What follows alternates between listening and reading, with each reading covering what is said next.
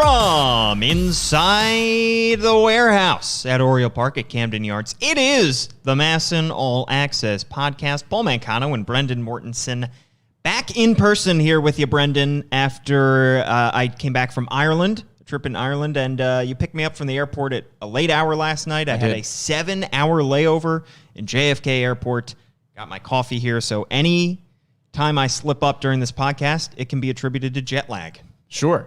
Yeah, I mean, we can attribute it to that and not other things, but that's totally fine. Yeah, I think you brought up a good point, which is when you picked me up and I started talking about my trip, is that I'm going to turn into that kid in college that went abroad for one semester and then comes back and just thinks that... Abroad changed them, Paul. Yes. I mean, they really discovered themselves. Right. You know, and it's going to be tough. Anytime I sit down and I have a beer, I'm going to just say, you know... Dublin just ruined beer for me. I just can't drink beer anymore. It's just Dublin like, ruined it. Once you go to Ireland, then you'll know. Then you'll have like an idea of what I'm talking about. But it's just so different over there. I'm looking forward to this new dynamic. The people are just so different. Really opened up my eyes, you know. Yeah. So during this podcast, I'll be dropping From Ireland references. But I just hope you don't bring back the accent from last week. I think I might. I heard producer Amy Jennings texted me mid-podcast. I thought something was wrong, and she just texted me and said, when is he going to stop doing this? And I said, not soon enough, Amy. And not soon enough. I noticed the YouTube version, if you're not watching on YouTube, by the way, our podcasts all go live on YouTube and on Facebook. And I noticed the YouTube version, you know, you started the stream a little bit late, and I think it was coincidental that you started the stream after I dropped my accent. Oh, it wasn't coincidental. It was completely intentional. Okay. Well, you know... It got some good work in. And so, you know, the best part in Ireland was we were flying back at like 9:45 in the morning, and people were just dying to have their last Guinness in Ireland before they hopped on the plane, just chugging a full pint right before they hopped on a plane. As they should. At 9:45 in the morning. Yeah. Honestly, more power to them. Respect. Mad respect. What did I miss, Brendan, while I was gone in the States here? Some very exciting Orioles news, Paul. I mean, that is... all anybody has been able to talk about is the news surrounding the Baltimore Orioles. Good. Well, that's what we're going to talk about. I hope so. You know, Logan Gillaspie's not going to talk about himself. Right. He might. He might. But not on a podcast. Yeah. All right. We are going to get into the vast number of roster moves that the Orioles have made over the past week. The additions, surprising and not so surprising, that they made to their 40-man roster. They picked up somebody off a waiver claim. Pedro Severino has found a new home. We're going to be talking about that. And then we're going to close out our show, Brendan, by teasing a little segment that we're going to have next week, a Create a Trade game. And if you're watching here, we have a jar full of paper slips, and we'll explain what that is near the end of our podcast today. Yeah. And let's start by looking back at last week, Brendan, in that episode where I had... I was doing the accent for quite a while. I dropped, I was just going off on tangents. I mean, that episode went a good over an hour, mostly just because of my rambling, as I'm doing now. And I just want to correct myself because one of our commenters, shout out to LSMFTYMF. Oh, yeah, listen.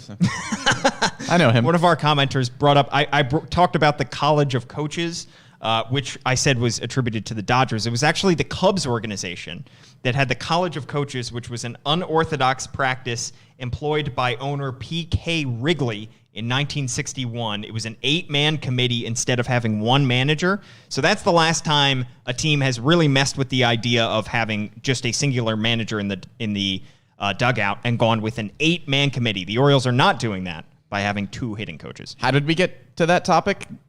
Scholars may never know. P.K. Wrigley we has may never no know. idea.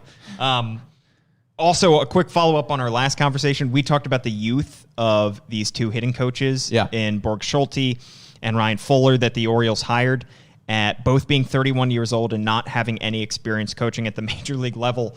And the Padres have outdone the Orioles, going 4 years younger than 31 and only hiring one 27-year-old pitching coach, or hitting coach, rather. Yeah, well, he was friends with Sean McVay, so that's probably why he got that job. That's a good reference. Yeah. If you had coffee with Sean McVay, you can get a job in baseball or football. Anywhere. honestly, can you imagine the hot takes we would see if the Orioles had hired a 27-year-old? Scorching. Yeah. Absolutely scorching. Also, just makes you realize what have I done with my life that a 27-year-old is already a hitting coach for a Major League Baseball team, one that has Fernando Tatis and Manny Machado. I mean, that's a big job. And 27. No big deal. No big deal. All right. Let's get quickly to the news that broke a couple days ago. Pedro Severino. The Orioles, after the flurry of moves that they made, they got the roster up to 39, and yet of those 39 players on their roster, it includes zero catchers. Not a one. Pedro Severino was removed from the 40-man roster a couple weeks ago, and Brendan, it seems like he's found a new home here. He has. Signs a 1-year, $1.9 million deal with the Brewers. You and I had speculated that Pedro Severino might come back to Baltimore on either a cheap major league deal or a minor league deal. I don't think either of us really expected Severino to find another major league home because, well, he just quite frankly hasn't been all that good throughout his career. He is still younger. He's going to be 28 this season, so maybe you saw enough flashes to think that he can do something for you.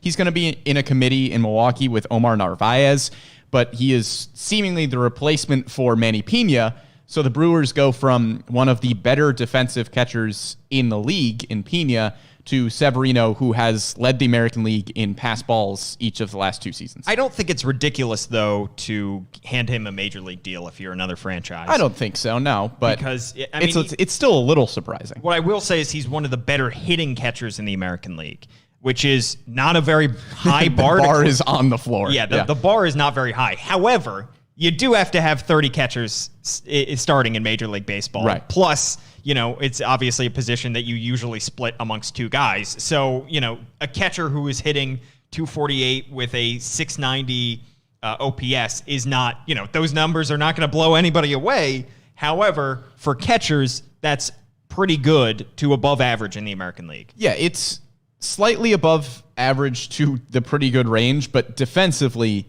He is probably one of the worst catchers in the American League, if not in baseball. So I don't know if the offensive production really makes up for his defense, and that's why we're seeing him go to a seemingly catcher committee rather than getting a job somewhere as an everyday starter. Right. And that, of course, that deal being reported by Jeff Passan of ESPN, up to $400,000 in incentives in that deal. And you mentioned Manny Pena, and because he was in our free agency bracket a couple weeks ago, Orioles could just swap catchers with the Brewers if they really wanted to. Yeah. By signing Manny Pena, who's going to be a free agent this winter. And his offensive numbers were not nearly as high as Pedro Severino. Pena hit just 189, higher OPS, 732 OPS and 13 homers. But the WAR was higher because he is a slightly better, I think, defensive catcher. Yeah, he's better defensively, and Manny Pena also probably costs you more than $1.9 million. So if you're the Brewers and you just need a second catcher in kind of a committee situation, you probably opt for the cheaper option, and that's what they do with Severino. Yeah, we did have Manny Pena losing, I think, in the first round. I think he was the 6th seed. No, he was, yes, maybe. I think he was the 6th seed. Well, he lost anyway. So he lost. It didn't much matter. But if the Orioles really wanted to, they could make an offer. Yeah. So the Orioles will definitely have a new catcher on opening day for next year as they reshape that position entirely. Who knows? Right. Maybe Austin Wynns will be back, but for right now, their starting catcher is out the door as they wait for Adley Rutschman to make his debut. The Orioles made a waiver claim as Friday was the deadline to add guys to the 40-man roster, and before they added their 6 guys, they added somebody from outside the organization. That would be Lucius Fox, 24-year-old from the Royals. Get your Batman jokes in now, of course, because Lucius Fox is the name of a Batman character. It's the Morgan Freeman part in Dark Knight. But Brendan, what does Lucius Fox, the baseball player, bring to the Baltimore Orioles? Yeah, it reminds me a lot of the Orioles claiming Jorge Mateo, right? It is a fantastic athlete who can play second base, shortstop, and pretty much anywhere in the outfield, who was a former top prospect in multiple organizations and has yet to pan out in any significant way at the major league level. Jorge Mateo was given more opportunities at the major league level. Lucius Fox is yet to make his MLB debut, but it just feels similar where it's two players that were incredibly toolsy and were at one point seen as guys with huge potential, and they just haven't really lived up to it yet. And in Baltimore, they have the opportunity to see if that potential is still there. If it is, great. You got a former top prospect who is now kind of blossoming into the player that many teams hoped he would be. And if not, it's very low risk because you are not giving up a lot of money to get this guy, and you're also not blocking anybody either. I mean, you can play Fox for a year. You can play Mateo for a year. And if they don't prove to be an infielder or just piece in general of the future, then no harm, no foul. Right. You mentioned that pedigree he had of being a top prospect. He reached as high as number 4 in the Giants system after he was signed in 2015 to then a club record $6 million from the Bahamas. He ended up reaching as high as number 7 in the Rays system after he was dealt over to Tampa Bay. So he has been considered one of the better prospects in the respective systems that he has been in. And 24 years old, that's still, I think, 2 years younger now than Jorge Mateo. Mateo, I think, is going to be playing in his age 26 season next year. And that versatility, in addition to being a speedster, in addition to stealing 19 bases in 57 games in AAA last year, he can play short, he can play second, he can play third, he can play center. He's played all four of those positions in his 5 minor league seasons, though he is mostly viewed as a middle infielder because of that speed. Yeah, I think he probably profiles best at the second base shortstop mold, kind of similar to Mateo. And I think this is an interesting move as well because over the last few years, the Orioles have not been filled with a lot of good athletes. I mean, last year you pretty much just had Cedric Mullins for a while, who was your best athlete on the team, and Austin Hayes if he could stay healthy. Outside of those two, you didn't really have any base stealing threats. And now all of a sudden, when you look at the team going into 2022, if Fox is on the major league roster, he would join Jorge Mateo, Jahmai Jones. That is 3 fantastic athletes that you did not have a year or two ago that are now going to be threats on this Orioles team, whether they get significant playing time or not. Maybe they work more as utility guys, but you are adding a lot of good athletes to this team. Yeah, the Orioles teams that won the most games in the American League over a 5-year stretch were always built on their power, never built on their speed. In fact, they set records for power, and they set futility records for the lack of stolen bases during that time frame. Pretty much Manny Machado and Jonathan Scope were the only guys stealing bases for a long time. So you have Cedric Mullins, who is obviously an outstanding base runner. You mentioned Jorge Mateo. You mentioned Jahmai Jones as speedsters. Ryan McKenna, if he gets more playing time next season, definitely has the potential to steal bags. He stole 25 bases in the minor leagues 2 years ago. Adam Hall, who we'll get to, is one of the speedsters in their system. So they do have some young guys coming up who can add that kind of dimension. Even though stolen bases are being de-emphasized and devalued in baseball, when you're a young team like the Orioles, it's nice to be young and athletic, not just young. And you hope that athleticism can mold itself into a quality player. Yeah, and the athleticism can translate to a lot more places than just the stolen bases. I think we saw it a lot with Ryan McKenna last year, where he wasn't necessarily stealing bases, but if McKenna was on third, he was a threat to score. And McKenna in the corner outfield, just like Austin Hayes, shifting those guys away from center field, having really good athletes in the corner outfield, especially when your pitchers might be giving up some hard hit balls. Having speed in the corner outfields turned out to be huge defensively for the Orioles last year. I mean, we saw how good Austin Hayes was, and I think Ryan McKenna has that same potential in a corner outfield as well. So if you're not going to have a ton of power hitters in the lineup, like the Orioles don't really right now, they've got Trey Mancini and Ryan Mountcastle, and I suppose Cedric Mullins, if you want to call him a power hitter. I guess you have to now.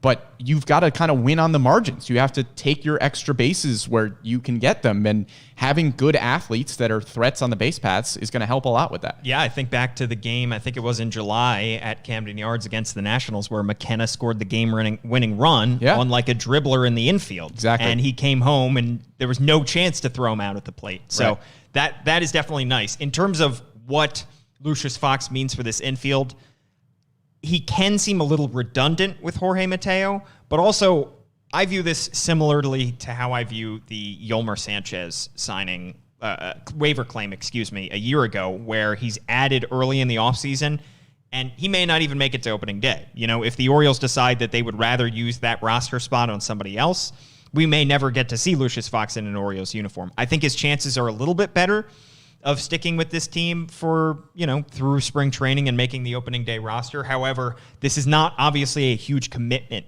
that they're making here. And if the Orioles view a infield upgrade in free agency as suitable for their team, I think that they could just drop Lucius Fox and sign a Marwin Gonzalez, sign somebody who they think could be more productive and just get rid of Lucius Fox if they really wanted to. That's true, but I think Lucius Fox also gives you something very different than what a free agent would give you. I mean, Lucius Fox, as you see his numbers there, he had a 709 OPS in AAA, and the speed is very good, and just kind of assuming based on the kind of athlete he is, the defense is probably pretty good as well, and he can play a bunch of different positions.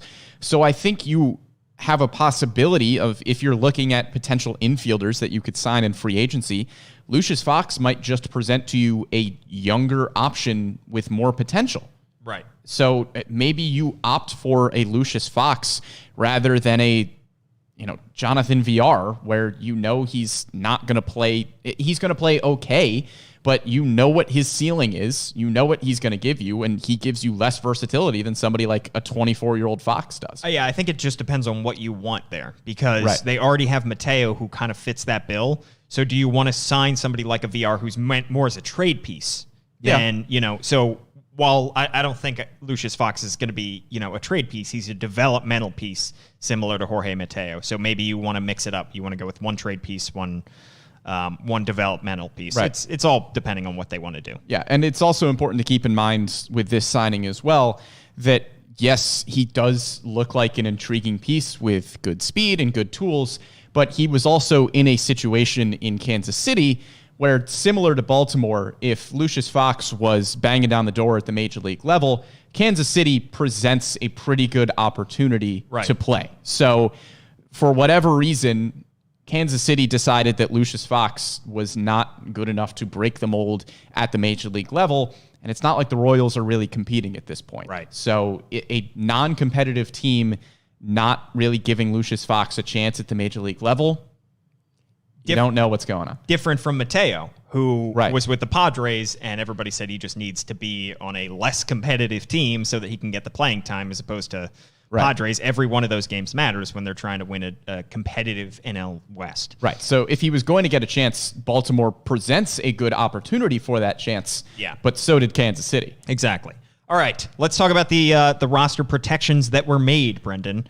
For the third straight year, the Orioles add 6 guys on the deadline day as they look to protect guys from the Rule 5 draft.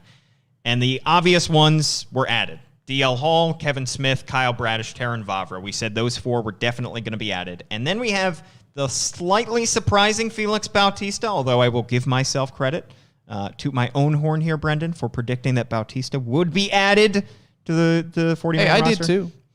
In my tweet. I didn't in the podcast. Tweet. You amended it. Yeah. I did. Yeah. Still counts.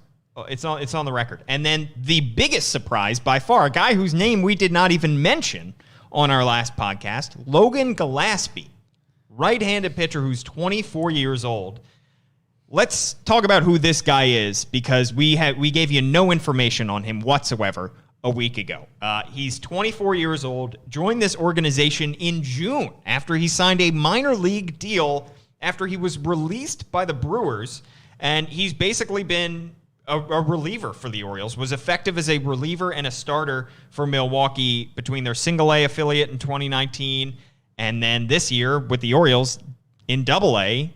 However, the numbers are not ridiculously good, and the fact that he did not reach AAA this year made this quite surprising, Brendan. Yeah, I think if there was going to be a bullpen arm with high strikeout numbers that the Orioles were going to protect in a surprising fashion, I think a lot of people thought it was probably going to be Nick Vespi, who was a left-handed reliever who was flashing in the fall league.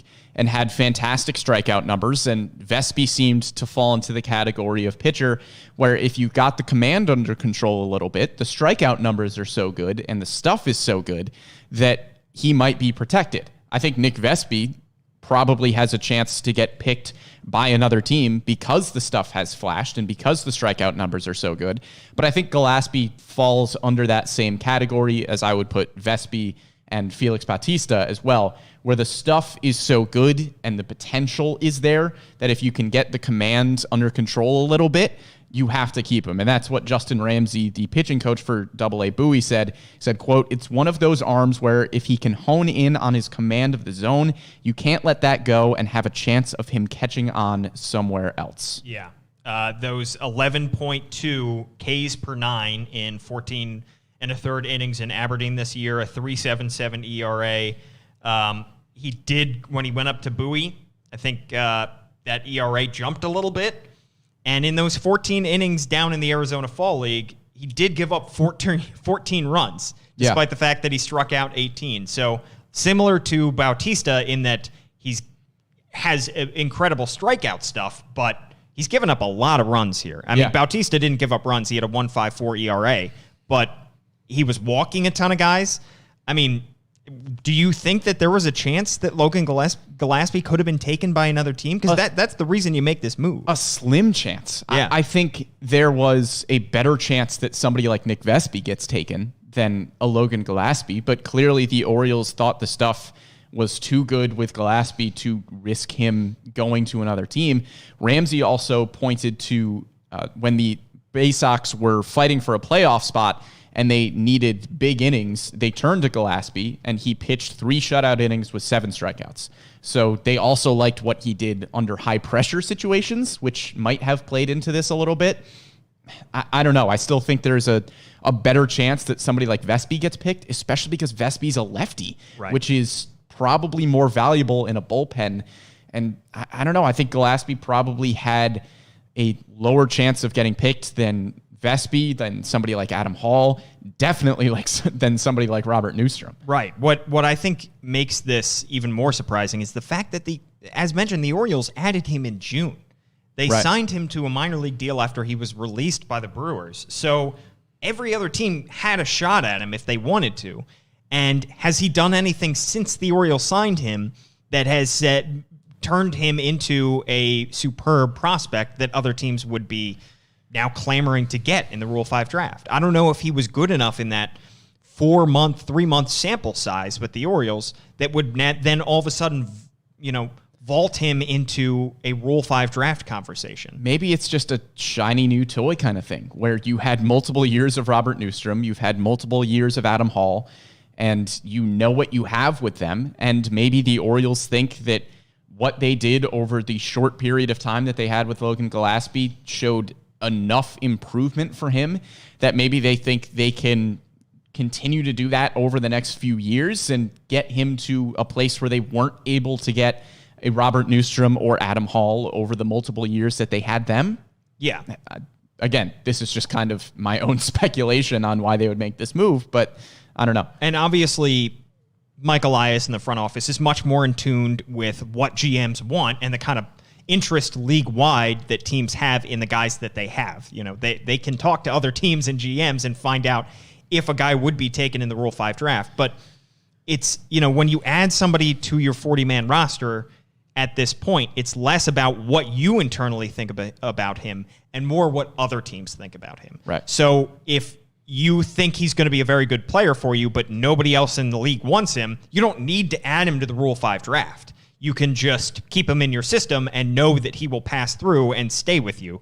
But you add him to the Rule 5 draft, a guy like Gillaspie, because you think other teams are interested in him enough that he's going to be out of your system come the Rule 5 draft. Right. And the stuff must have just flashed enough to the point where the Orioles believed that another team would take him. And they didn't think that they could sneak him through the Rule 5 draft. So you mentioned Robert Neustrom.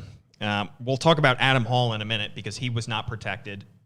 Neustrom, to me, was the much more surprising omission because this is a guy that we thought was securely going to be added to this roster, considering played between AA Bowie and AAA Norfolk last year, showed pretty good power, showed pretty good on-base percentage, and looked like he was very close to making his debut near the end of the season last year, and just did not get protected.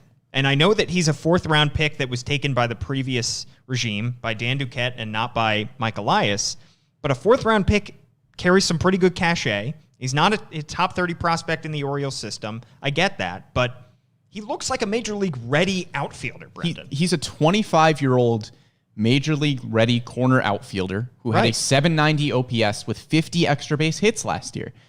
And Robert Neustrom, looking at him in a vacuum, maybe you don't protect him because he doesn't have the highest ceiling in the world and he's already 25 years old. So maybe the potential just isn't there, and in a vacuum, you don't think he is worth protecting. But in the context of what the Orioles have at the major league level, you can make a legitimate case that Robert Neustrom could be your fourth, fifth outfielder with Ryan McKenna.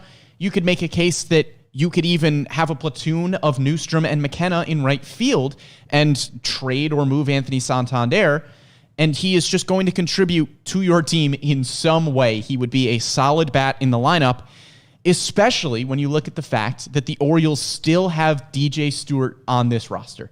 And I'm not trying to completely single out DJ Stewart, but DJ has gotten more than his fair shot at the major league level at this point. Why are you keeping DJ Stewart on the roster when you have a 25-year-old Robert Neustrom who could be much better immediately than DJ Stewart? DJ Stewart is 2 years older, has had significant more major league experience, like you said, as Neustrom doesn't have any. And I tend to agree with you, Brendan. I think that this was one of the more confusing moves because if you want to tell me, okay, we just didn't have enough room, I understand that. But you can create room by removing a DJ Stewart, by removing one of the pitchers in Brooks Kriske or Joey Crable. If the Orioles really wanted Robert Neustrom, they would have added him. To me, this tells me something about what the Orioles view in Robert Neustrom. Because if the Orioles really, they may think that we may be able to sneak him through the Rule 5 draft, but if you really want a guy, there's no point in risking it. Right. And to me, this tells me that the Orioles just are not that high on Robert Neustrom internally to the point where they feel like he is a must keep. Because if you really believe in his talent, you will do anything to keep him, and it doesn't matter. You'll drop DJ Stewart. You won't worry about him sneaking through. You'll just add him. And they have much more invested in other outfield prospects that are further away from the big leagues. Kyle Stowers, obviously is probably going to make his debut next year. Heston Kjerstad is back in the baseball field, number 2 overall pick from just a year and a half ago. Colton Cowser just taken with the number 5 overall pick. So they have guys in-house that they feel very good about, in addition to having Cedric Mullins, all-star starter in center, Austin Hayes looking like a burgeoning corner outfielder, and they already have Santander in right field, and McKenna. However, if you really feel good enough about his talent, you'll make room for him. Right. You keep the players who are talented, and you find room for them. The Brandon Hyde and Mike Elias like to say the log jams will figure themselves out because of injuries, because of less production from certain guys. It will sort itself out. To me, the Orioles didn't value him enough to consider him part of this logjam conversation. They just don't value his talent enough. And maybe he will sneak through the draft. Maybe the Orioles will keep him, and that's fine. But to me, this says that the Orioles don't truly believe that he can be a major league outfielder within the next few years. And I understand the logjam argument. I understand that over the next few years, he's not going to start over Hayes or Mullins. And then in the future, he probably won't start over Kyle Stowers or Heston Kjerstad or Colton Cowser. And maybe he won't even start right now over a guy like Yusniel Diaz. Maybe Diaz is still seen, injuries and all, as a higher potential than Robert Neustrom, and that's why you don't hold on to him. That I would take issue with. But yeah. But I think you would too. Yes, yeah. I would as well. But the point remains, if you think you have a high, even if he has a low ceiling, which is probably the consensus on Robert Neustrom, where he's not going to be a star. Even if you think he has that low ceiling, why are you not putting a 25-year-old high-floor corner outfielder on your roster at this point? Right. Robert Neustrom can help this team right now, even if he is your fourth or fifth outfield option. He can immediately help you. And like I said, I'm not privy to what other teams think of these guys and whether he has viewed highly around the league. However, if I were a major league team, I would use my second-round Rule 5 pick on a Robert Neustrom, maybe even my first-round Rule 5 pick on a Robert Neustrom, because he's not a project.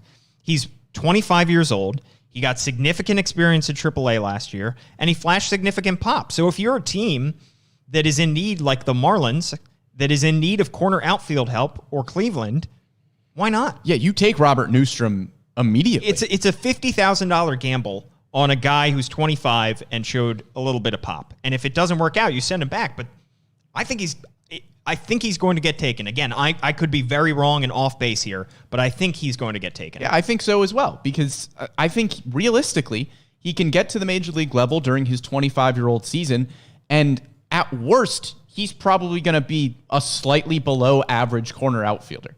Like, he might have a 700 OPS and hit 20 home runs if you give him a full season, but that's good enough.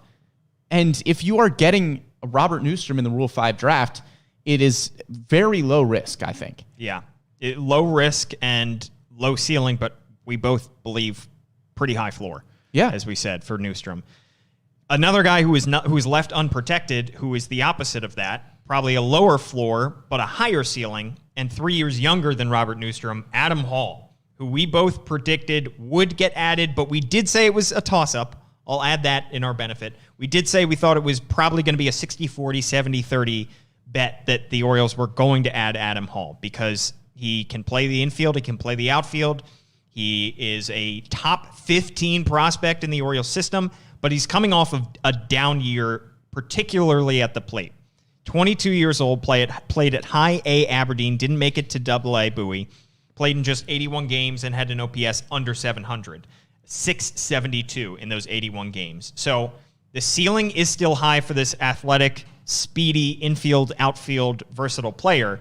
However, the Orioles either think that he is going to sneak through because of his youth and inexperience and down 2021 season at the plate, or they're perfectly comfortable letting him go. There seems to be a notion that there is a 0% chance that Adam Hall gets selected in the Rule 5 draft.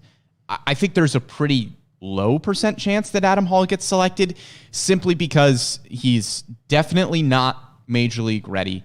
And if you tried to throw him into a major league situation, it's probably similar to Richie Martin, where he is just clearly in over his head and you are pushing him too far. But even Richie Martin, sorry to cut you off there, was played his last minor league season in double A, and I believe he was at least 24 when he was taken by the Orioles. Right.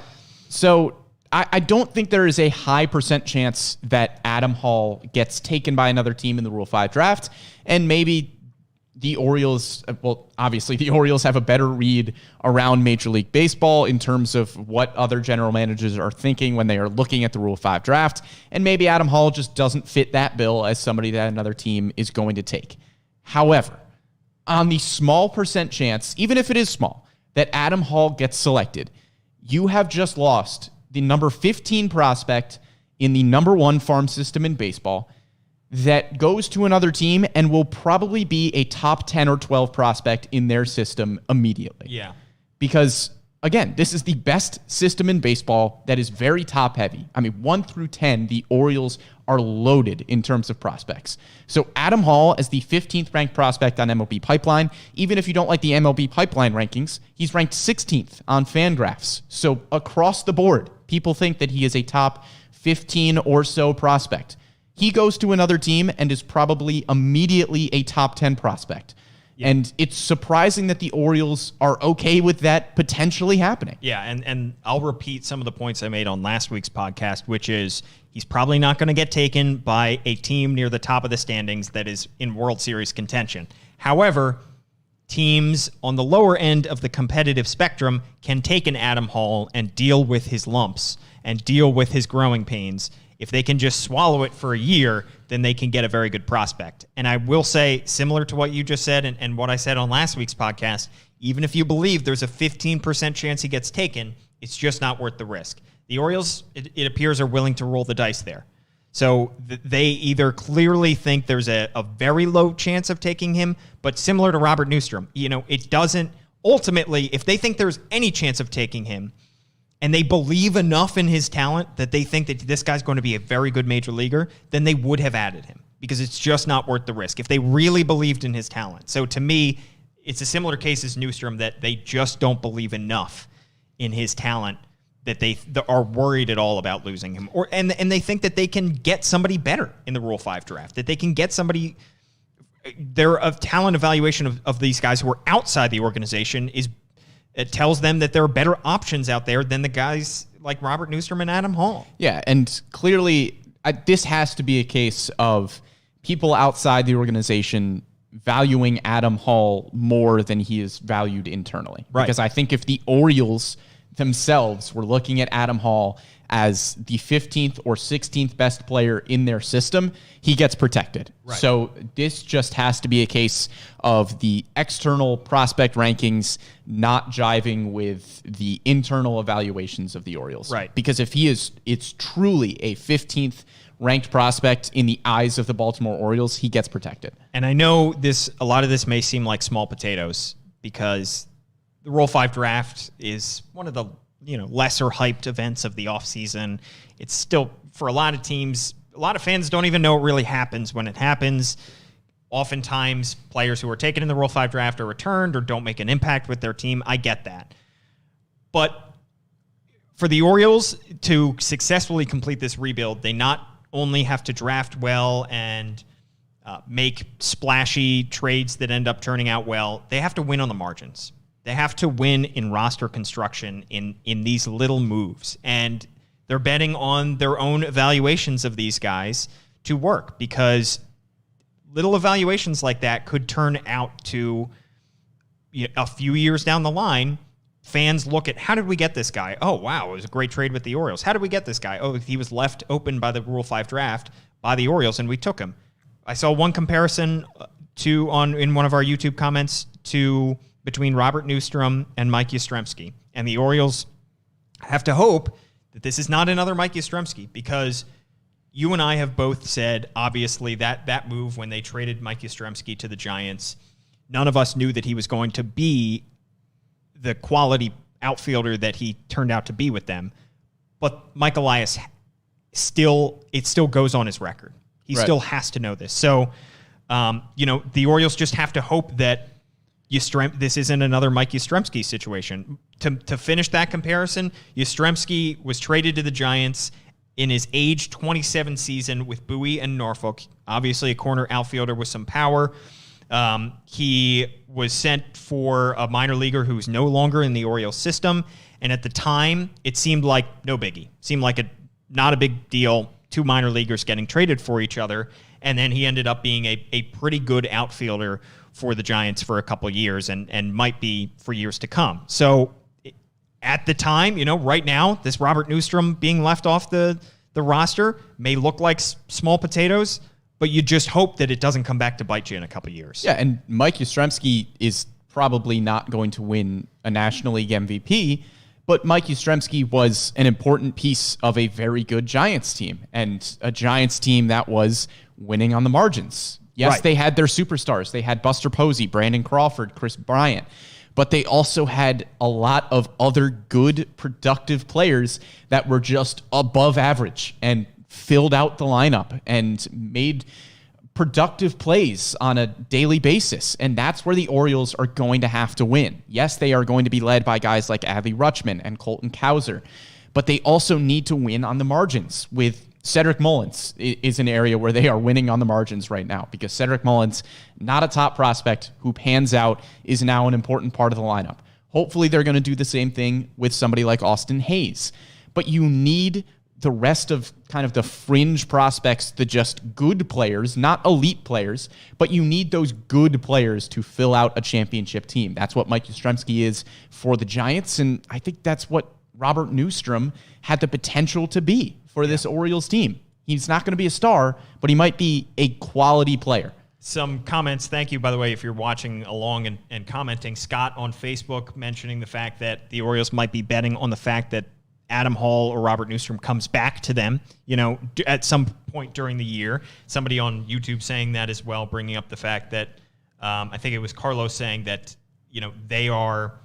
the Orioles might be banking on Adam Hall not sticking with the team that takes him for 162 games. To me, I think there's a better chance Neustrom stays with his team for the entire year and they end up losing him if he does get taken than Adam Hall. Because I think if Adam Hall gets taken by a team, there's a pretty good chance that he will get sent back during the season because they may not be able to swallow his low production. If he stumbles out of the gate, 2 years ago, the Orioles took Drew Jackson in the Rule 5 draft in the second round after they took Richie Martin. He made 4 plate appearances, had 4 at-bats with the Orioles in the first week of the season before they sent him back. That could be Adam Hall. He just might not. He might show up at spring training after he's taken in the Rule 5 draft with another club and look like he doesn't belong. He's small. He's of diminutive stature. Maybe they think that there's not enough and they end up sending him back. So maybe the Orioles are banking on that as well. But again, that's still a risk. It is still a risk that either Neustrom or Adam Hall will stay with that team. And it's especially confusing. Again, we have mentioned this, and I think the last 3 podcasts, where there are still multiple guys on this 40-man roster where you and I are both kind of scratching our heads and waiting for a DFA. Yeah. Because we just don't see a spot where logically they fit on the roster. So I think you and I would agree where, yes, you can't protect everyone. Right. But if there's still 2 or 3 guys on the roster that you are more than likely going to DFA at some point, why not do it now and protect Adam Hall and Robert Neustrom? Yeah, Edward on YouTube saying you can't keep everyone, and you're answering that question. It's not a question of, we know you can't keep everyone. It's, would you rather keep Robert Neustrom or DJ Stewart? Right. Would you rather keep Robert Neustrom or DJ Stewart? Would you rather keep Adam Hall or Joey Crable or Brooks Kriske? I would rather keep Neustrom and Adam Hall. Or a Rule 5 pick from 2 years ago, Richie Martin. Right.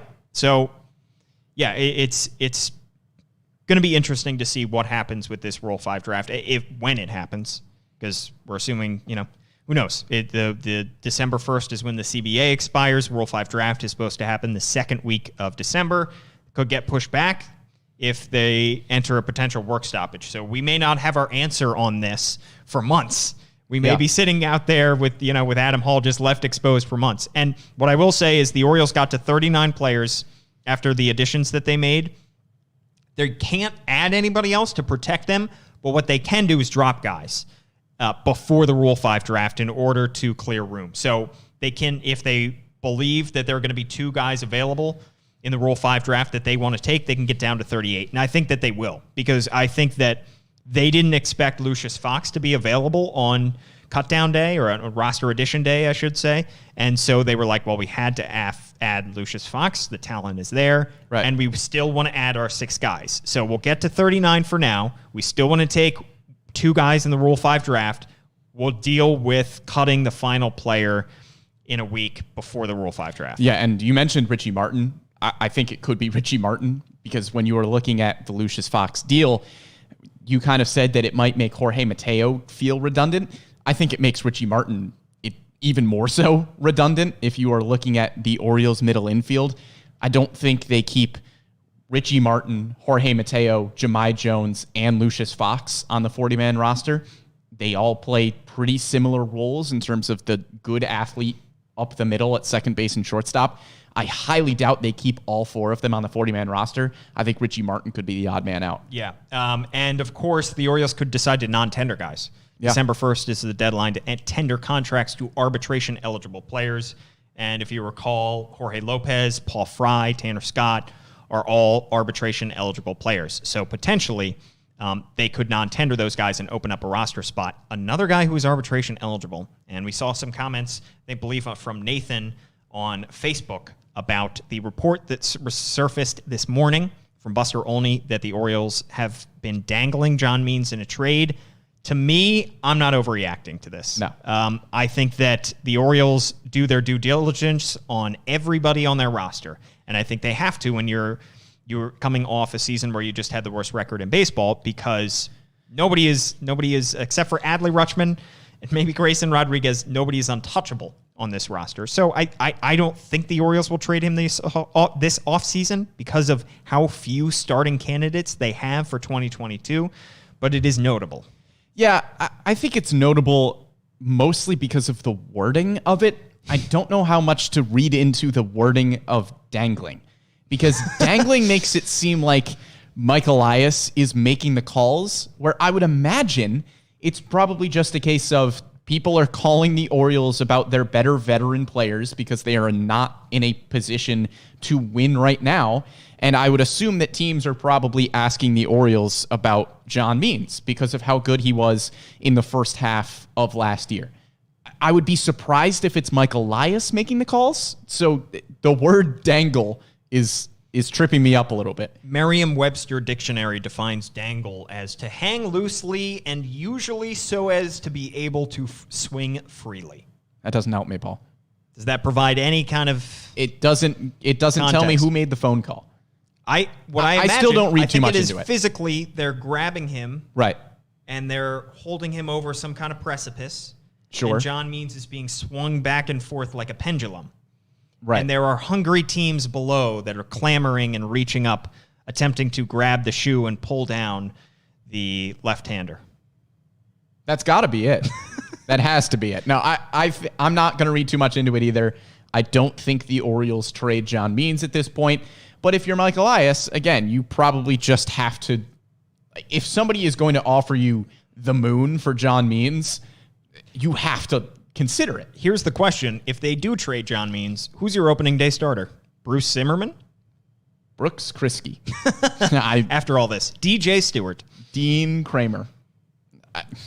Who knows? Matt Harvey? Matt Harvey. Hunter Harvey. If you look at it, Matt Harvey, otherwise known as the Dark Knight, Lucius Fox. Boo. Two Batman characters. Boo. Could we see any? They Are there sign any other? Nikola Jokic. They get the Joker on the team. Oh, yeah. I was going to say, are there any other Batman-related? Is there a Two-Face in baseball somewhere? I don't know. I hope not. I hope not, too. But is there a Catwoman? You never know. That would be surprising. All right. Should we get to our tease for next podcast? Yeah, let's do it. So essentially, this game that we're going to be playing next podcast is a create a trade game where each of us is going to create 3 trades between the Orioles and mystery teams.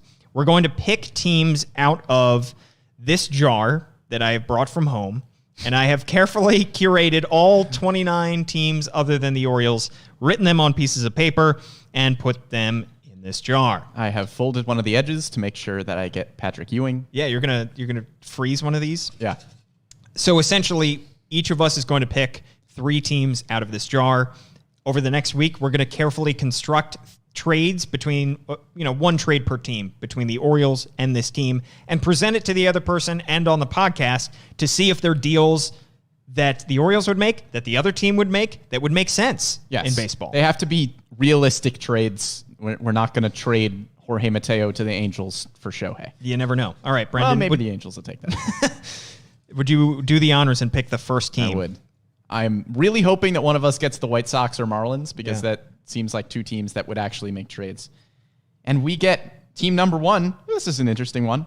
Arizona Diamondbacks. Ooh, the teams with the 1 and 2 draft picks. Interesting. For next year. I don't think the Orioles would. I'm trying to think of anybody that would entice the Orioles on the Diamondbacks. Eduardo Escobar is already gone. Ketel Marte. Would they want to trade Ketel Marte has been... Doesn't he usually play center? Dangled, if you will. Well, Ketel Marte can play center. He can play second base. Okay. If the Orioles want a young piece that could be around for the future, Ketel Marte. I have picked the next team. The Oakland A's. Ooh, Matt Olson coming to Baltimore. A bunch of guys on that team that might get traded. That's an interesting one, too, because the Matt A's Chapman. have been... Matt Olson. The Oakland A's have pretty much just started a fire sale to the public. I mean, they haven't traded that many guys yet. Frankie Montas? But they have talked about it. I've seen reports of just about everybody. All right, Oakland A's. There's a fire sale in Oakland. Just like Arrested Development. Yes. Brendan's hand is in the jar. He is removing it. Oh, a team that the Orioles claim everybody from, the Tampa Bay Rays. Ooh, interesting. Definitely a possibility. Could we see another Sean Armstrong? The Orioles will trade for every minor leagues pitcher in the Rays system. That is the deal. All right, my second team. The team from down 95, the Washington Nationals. Juan Soto, welcome to Baltimore. Wow. That'll be interesting. Don't think any moves get made there, but boy, do I know both those rosters intimately well. We cover those teams too much. All right.